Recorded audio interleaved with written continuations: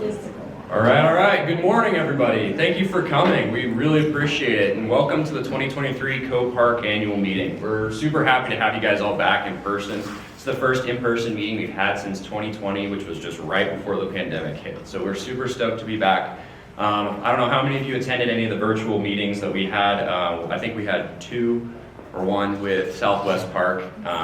But we're super stoked to have everybody back, and we really just want to say thank you for taking your time to come spend the day with us, and we hope that it's worth your time. We also want to let you know that if there's anything you need, please come find us. My name's Hunter Johnson. I'm the senior chair of Colorado Park.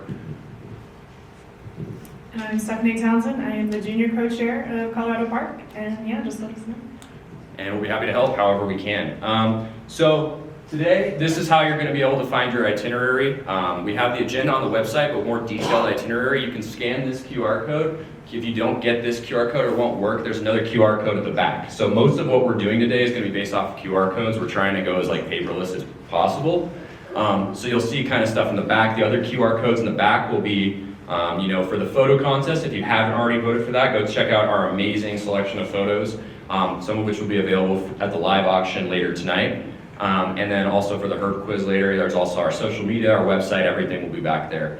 So if you don't get the itinerary now or you need it again later, you can find it on the little board, the whiteboard on the back there.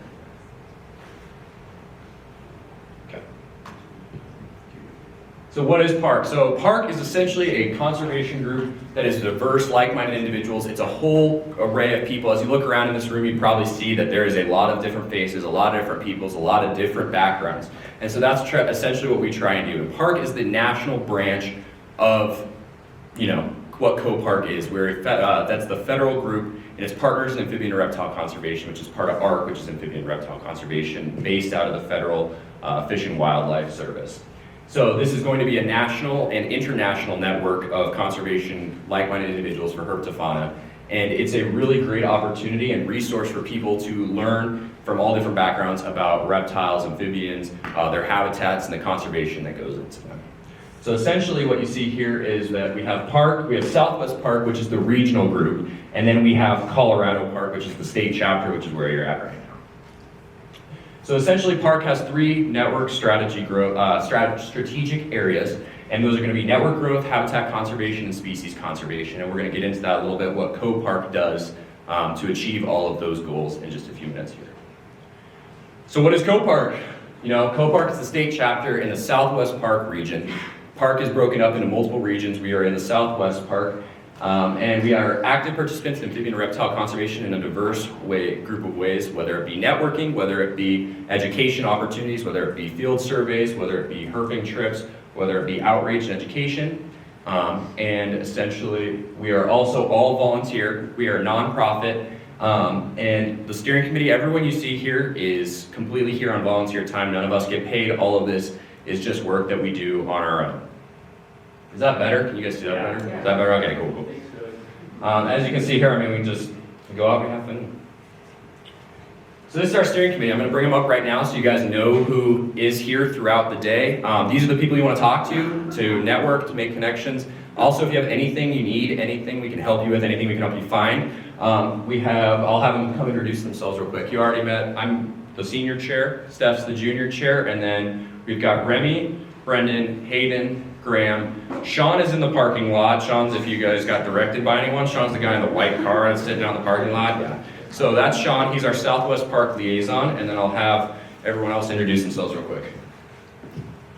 Howdy, I'm Remy. I'm the current treasurer for COPARC. I've been a part of the chapter since 2019, and I am a 5th-year student at CSU, open to pursuing wildlife biology, focusing on amphibians.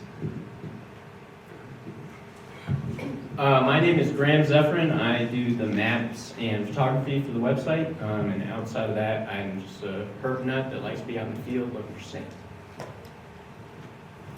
I'll reintroduce myself. I'm Stephanie Townsend, currently the junior co-chair. I believe I joined in 2017, so I've been here for a little bit. And I am currently working at Denver Zoo as a horticulturist, and I have a background in fish and wildlife biology. I'm Anthony Berardi. I'm a sophomore at CSU studying wildlife biology. Been a part of COPARC since 2018 and recently joined the steering committee doing website maintenance, update species accounts, that kind of thing. Woo!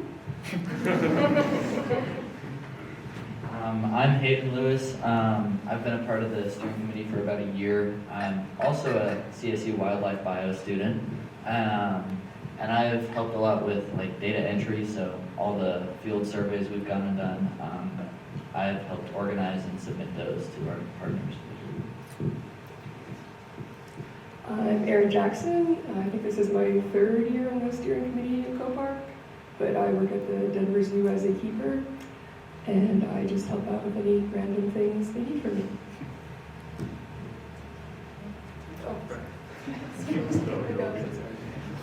Hi, I'm Brendan Hedinger.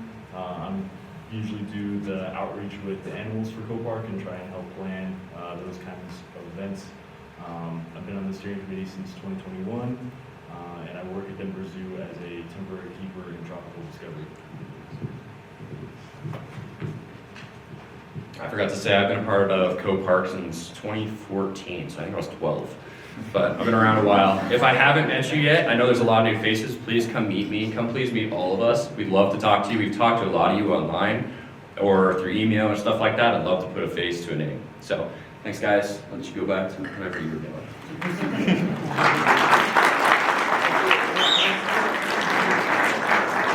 So COPARC, a little bit more about COPARC and what we try and do here.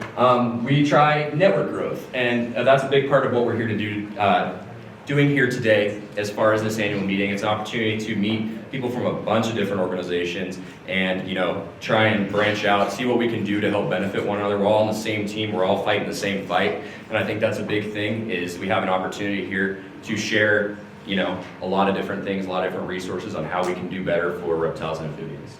Another thing we do is habitat conservation. This is where we assist government agencies. We do our best to try and outline habitats through this. We have some influence in the State Wildlife Action Plan, hopefully. And then also there are these like management guidelines that Southwest Park puts on that Colorado Park also helps with.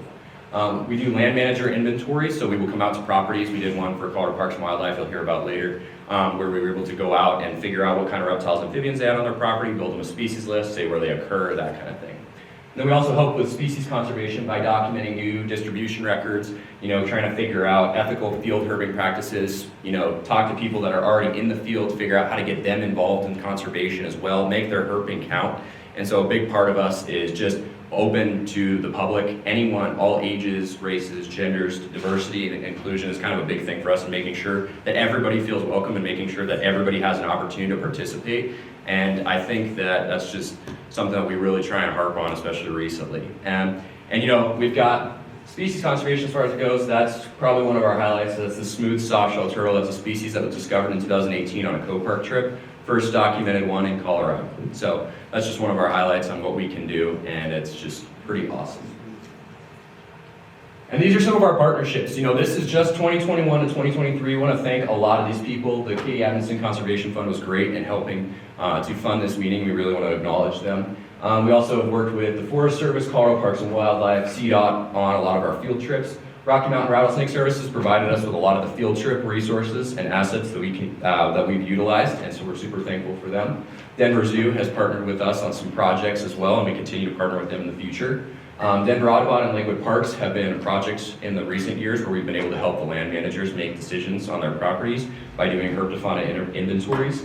We're also planning to work with the Colorado Natural Heritage Program. We're super happy to hear them speak today. We've got the U.S. Fish and Wildlife Service that we've been partnering with, and we're super thankful to have them today and donating to our auction. Wyoming Fish and Game, we're super thankful to have them and have their support and how they've been able to help us on field trips and with networking. We've also got donations from Animal Equipment by Stoney, Get Hooked, V. Steiner Art, so we're super thankful for their partnerships and helping support our auction, our silent auction. If you guys haven't checked out our silent auction is all along this back wall and underneath the photo contest. We also have a live auction that'll be going on tonight at the social. I'll talk a little bit more about that later. But that's another great opportunity to help support conservation and a lot of our efforts.